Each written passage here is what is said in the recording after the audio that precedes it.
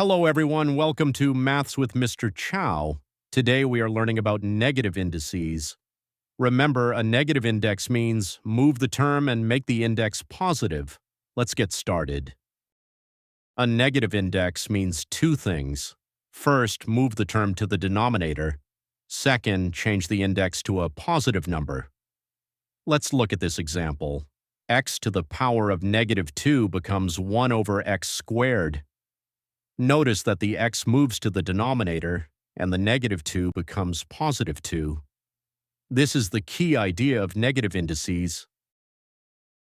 Let's review the rule for negative indices. Move the term to the denominator, make the index positive.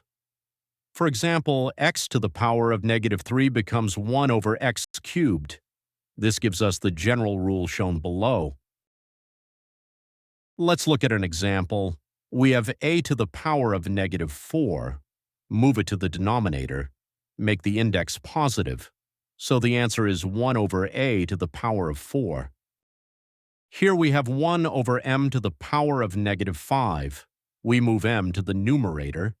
Then we change the index from negative 5 to positive 5.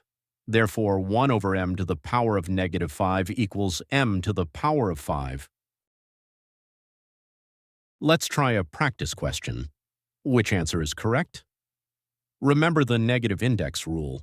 Pause the video and have a go. The correct answer is C.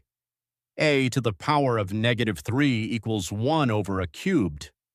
Remember, move to the denominator and make the index positive. Let's review. Negative indices mean move the term to the denominator, make the index positive. Remember these two examples. Thanks for watching Maths with Mr. Chow.